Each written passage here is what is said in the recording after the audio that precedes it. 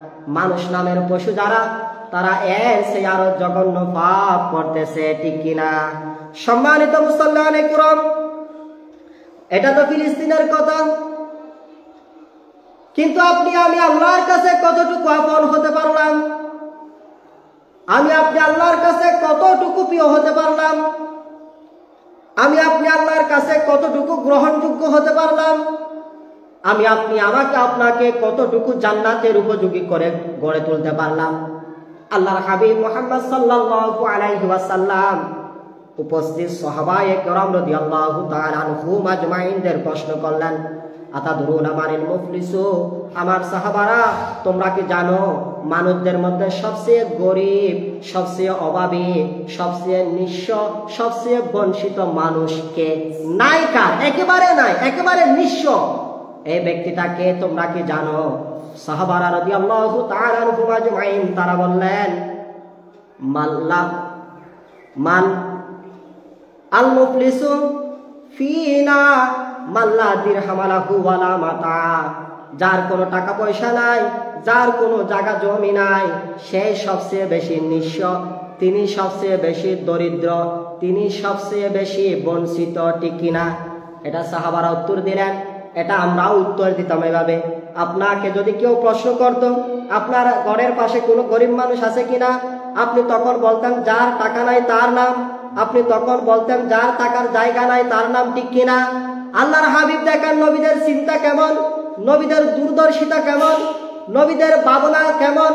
তিনি আপনি ভাবেন আপনাকে নিয়ে, আপনি ভাবেন দুনিয়াকে নিয়ে, নবী ভাবেন আপনার জান্নাতকে নিয়ে, নবী ভাবেন আপনার পরকালকে নিয়ে, আপনি ভাবেন আপনার নিজেকে নিয়ে, আপনি ভাবেন আপনার দুনিয়াকে নিয়ে। আল্লাহর রাসূলেরা ভাবে আপনার পরকালকে নিয়ে, আপনার জান্নাত জাহান্নামকে নিয়ে। আল্লাহর হাবিব বললেন, সাহাবারা তোমরা যেটা উত্তর দিয়েছো সেটা সঠিক নয়। শুনো শুনো সাহাবা শুনো, ইন্নাল মুফলিসা মিন উম্মতি ইয়াউমা ইয়াতি ইয়াউমাল কিয়ামাতি বিসলাতিন ওয়া সিয়ামিন ওয়া যাকাতিন ওয়া ইয়াতি ক্বাদ শাতামা হাযা ওয়া ক্বাযাফা হাযা ওয়া আকালা মালা হাযা ওয়া সাফাকা দামা হাযা ওয়া দারাবা হাযা।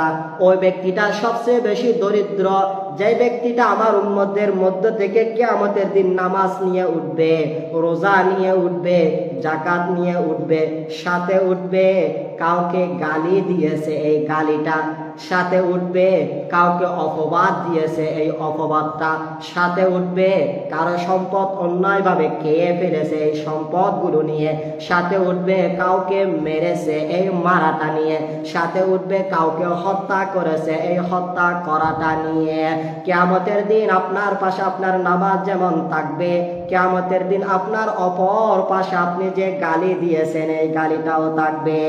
কিয়ামতের দিন আপনার এক পাশে যেমন আপনার নামাজ রোজা যাকাতটা থাকবে, ভালো কাজটা থাকবে, কিয়ামতের দিন আপনার আরেক পাশে থাকবে আপনি যে গালি দিয়েছেন, আপনি যে অপবাদ দিয়েছেন, আপনি যে হত্যা করেছেন, আপনি যে মেরেছেন, আপনি যে অন্যায়ভাবে অন্যের সম্পদ খেয়েছেন তারা।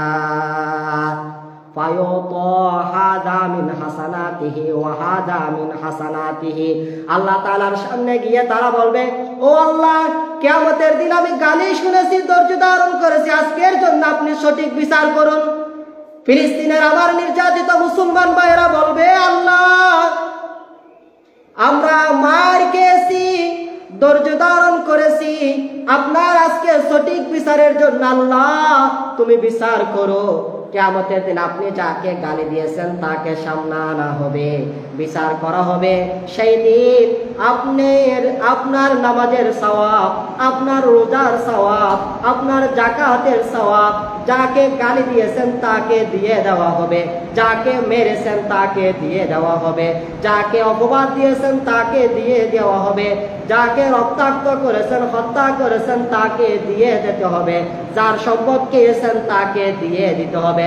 ফাইন পানিয়াত হাসানাতুহু ক্বাবলা আইয়ুকদা মা আলাইহি উখিযা মিন খাতায়াহুম। আপনার নামাজের সওয়াব শেষ হয়ে যাবে কিন্তু পাওনাদার শেষ হবে না। আপনার যাকাতের সওয়াব শেষ হয়ে যাবে কিন্তু পাওনাদার শেষ হবে না। আপনার ভালো কাজের সওয়াব শেষ হয়ে যাবে কিন্তু পাওনাদার শেষ হবে না। শেষ পর্যন্ত ওই পাওনাদারের গুনাহগুলো আপনাকে দিয়ে দেওয়া হবে। ওই পাওনাদার যারা বাকি আছে, ওই পাওনাদার যে অপরাধগুলো করেছে, ফাতুরিহাত আলাইহি, তখন তাদের অপরাধগুলো, তাদের পাপগুলো, তাদের গুনাহগুলো আপনি, আমি, আমরা, আমাদের মতো এই মানুষকে কষ্ট দানকারী নামাজীদের জীবনীতে দিয়ে দেওয়া হবে। পাতুরি হাফিন না, শেষ পর্যন্ত আমাকে দুজকে চলে যেতে হবে তাদের পাপগুলো নিয়ে, ঠিক কিনা? এই জন্য একটা কথা আমাদের সমাজে আছে, স্বাধীনতা রক্ষা এই অর্জনের চেয়ে রক্ষা করা কঠিন, ঠিক কিনা? স্বাধীনতা অর্জনের চেয়ে রক্ষা করা কঠিন, ঠিক কিনা? কিন্তু আপনি যে নামাজ পড়েছেন, এই নামাজের সওয়াব কিয়ামতের দিন পাওয়ার উপযুক্ত করে আপনি রাখতে পারতেছেন কিনা? আপনি যে যাকাত দিচ্ছেন, এই যাকাতের সওয়াব কিয়ামতের দিন আপনি পর্যন্ত পাওয়ার উপযুক্ত করে আপনি রাখতে পারতেছেন কিনা? নাকি গালি দিয়ে কাউকে সওয়াবগুলো দিয়ে দিচ্ছেন, নাকি অপবাদ দিয়ে কাউকে সওয়াবগুলো দিয়ে দিচ্ছেন, নাকি কারো সম্পদ অন্যায়ভাবে দখল করে সওয়াবগুলো দিয়ে দিচ্ছেন, নাকি কাউকে মেরে এই সওয়াবগুলো অন্যকে দিয়ে দিচ্ছেন, নাকি কাউকে রক্তাক্ত করে হত্যা করে সওয়াবগুলো অন্যকে দিয়ে দিচ্ছেন? এটাও চিন্তা করার বিষয়, ঠিক কিনা?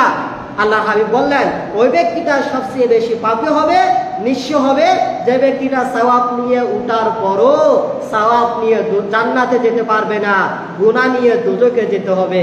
অথচ নিজের গুনাহ নয়, আরেকজনের গুনাহ, যাকে সে, যার উপর জুলুম করেছিল, যার উপর নির্যাতন করেছিল, যার উপর নিপীড়ন করেছিল, যাকে মানবতার অধিকারগুলো যথাযথ না দিয়ে বঞ্চিত করেছিল, ওই ব্যক্তিটাই কিয়ামতের দিন সবচেয়ে নিঃস্ব হবে। এই জন্য আমরা কথা বলবো, কিন্তু আরেকজনের বিপক্ষে আমরা কথা বলবো না। পারলে পক্ষে বলবো, না পারলে চুপ থাকবো, ঠিক কিনা? আমরা কাউকে পারলে সহযোগিতা করব, কিন্তু অন্যের সম্পদ অন্যায় ভাবে আমরা খাবো না।